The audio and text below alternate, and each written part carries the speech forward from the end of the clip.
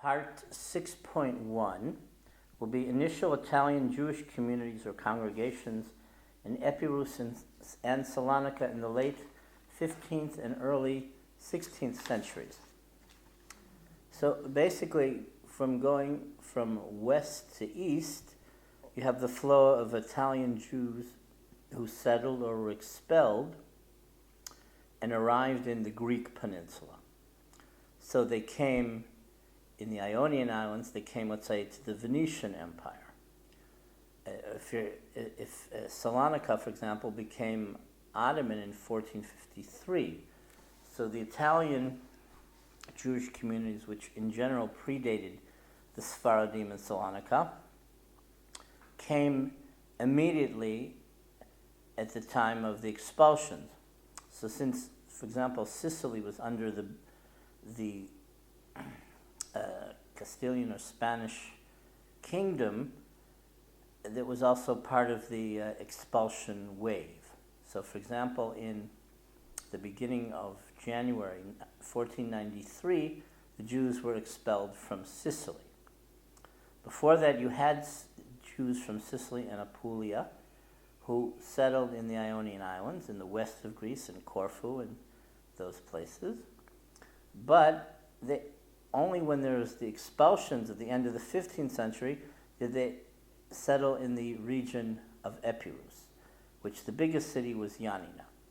But in the beginning, let's say in the 1490s, the most distinct phenomenon of Italian Jewish congregations was in Arta, which is south of Ioannina, and also Istanbul. But in Arta, for example, you had Jews from all sorts of places. There were several synagogues and of various places of origin, from Corfu, from Sicily, from Calabria, and Apulia, each one jealously preserving its religious autonomy. The juxtaposition of such diverse cultural elements gave rise to conflicting concepts of ethics and customs, reflected in the numerous disputes and congregational regulations issued during the 16th and 17th centuries. One subject of heated controversy was whether a bridegroom is permitted to visit the home of his betrothed, of course, before the wedding. So first we're going to talk about Salonika, and then we'll go back and talk about Ioannina, which was in the west. So in Salonika, we have the most amount of Italian Jewish diverse congregations. They're essentially independent communities, not just a synagogue. So an independent community had a yeshiva. It had usually its own printing press. It even had a fabric industry. It had its own schools, its own Talmud Torah, its own treasury, its own philanthropic organizations for the poor, etc., etc. With time that became too expensive, so the community amalgamated.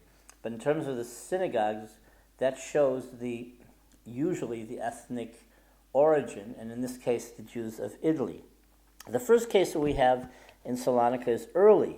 We have an Italian Jewish synagogue, what was called Kahal Kadosh Italia Yashan, the old Italian congregation, from 1450. I don't exactly understand what prompted migration at that time. You had, in 1391, Jews who were expelled from the Iberian Peninsula.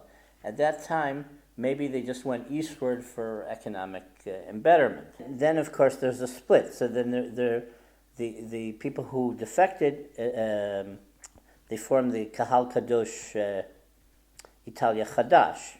That was in 1550. By the way, they all had nicknames. Their nickname was a raton, or a rat. And then there was an additional scission in 1606, and the Kahal Kadosh Shalom was formed. Now, the Kahal Kadosh Sicilia, which was a result of the 1492 to 1493 expulsion of the Jews of Sicily, was established in Salonika somewhere in that first decade, somewhere between 1492 and 1500. That was Sicilia Yashan. The first generation is always called Yashan.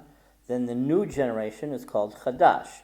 So the decision for that took place in 1575. Their nickname was Pescadores. They were the fishermen. And then there was an additional Italian synagogue called Beit Aaron, which was established in 1631. Now the members of these synagogues not only were Italian Jews, they may have been Sephardic or Iberian or from other origins, but the overlying identity was that they came from the origin of the name of their congregation, whether it was in Italy in general, or Sicily, or Apulia, or Calabria, etc.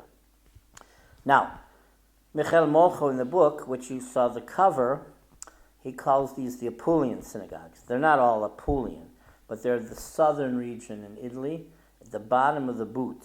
Okay? There was Ishmael, meaning like Egyptian, okay? But that was the name given to the Jews who were expelled from Calabria. They also arrived somewhere between 1492 and 1500. And then the decision of that synagogue was in 1545, and they established the Kiana synagogue. What's significant about that is that that synagogue, the building itself, survived the Holocaust. And there are pictures of that synagogue taken. So that's the picture which you have there, but I'll just show it to you. In today's terms, it hardly means anything. Let's say they're all Italian Jews. But at the time, it meant a lot because they all had diverse traditions, and of course they wanted their tradition to continue.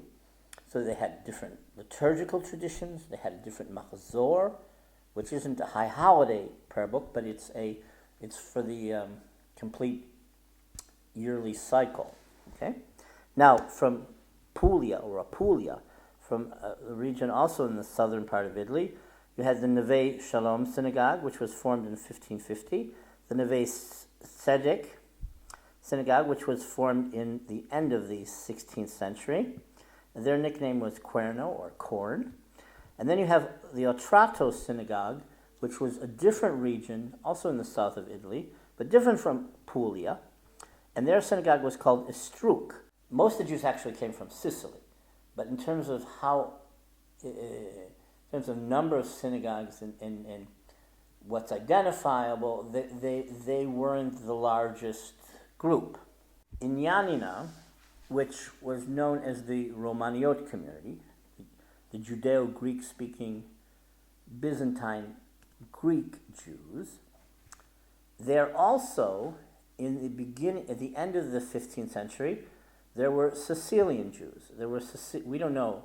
There wasn't a synagogue per se that was called Sicilian, but even until the Holocaust, there were Sicilian customs practiced by Yanniot Jews.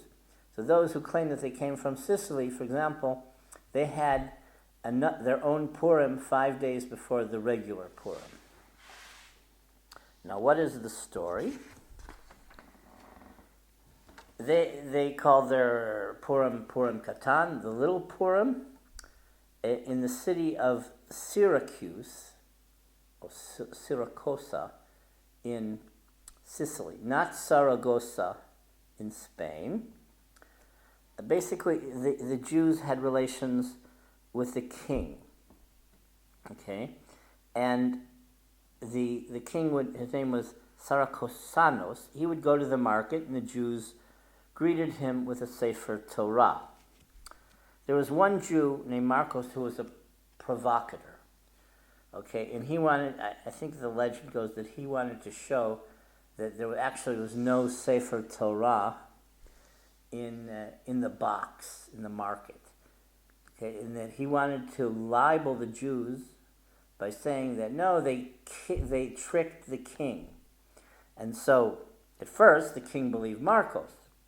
And so he was going to threaten to kill the Jews because they insulted and they were devious and they tricked the king. In the end, the libel backfired on Marcos, and it all came out to the king that Marcos lied, and so that the Marcos in the end was hung. But it's a typical story how the Jews survived a plot to kill them, just like Haman wanted to do to the Jews in Shushan and Persia. And so there were many instances of many Jewish communities in the spring survived annihilation, so they had their own Purim ceremonies. And another version of the Purim, which wasn't 5 days before Purim, it was earlier, was called Siciliani, or in Greek, Purimopolu, which was celebrated on the 17th of Shvat in January or February, depending on how it played out according to the regular calendar. So this festival, Sman Purims, or Purim Katans, and it was celebrated by these, we'll call them Byzantine Jews all over. The question of, is this Siciliano or the Purim of Syracuse, what is the origin? Or is there a Sephardic version called Purim Saragossa? For example, in Corfu, you had two Apulian synagogues. You had an Apulian synagogue and a Apulian Aragon. What that really means is the Jews were originally from Aragon, probably after they were expelled in 1391, and they made it to southern Italy. Okay, and then they were expelled again at the end of the 15th or beginning of the 16th century. They made it to Epirus. Okay, so it also could be that some origin was from a Sephardic Saragossa. Okay, but as you'll see in the interview with Artemis, she claimed by the story that she knew that it was from Saragossa. Okay, so you also have the Purim of Syracuse or Saragossa. It was observed also in Sephardic communities, but in Yanina they had a different version. So they claimed that the version was Sicilian, and for example, families with the last name Betzika or Eliezer or Cantos were considered to be Sicilian in origin. There was a community member named Melius, whose family name was Cantos, and they traced their origin to Sicily. Two reports from the Alliance Israélite Universelle teachers in Yanina in the early 20th century thoroughly detail the legend which recounts the events which are remembered in the annual celebration. So in both accounts, the apostate Jew is compared to his counterpart in the Purim of Esther. And then in the report of February 8, 1912, the Alliance director noted that there were 50 families in Yanina from Sicilian origin that celebrated Purim.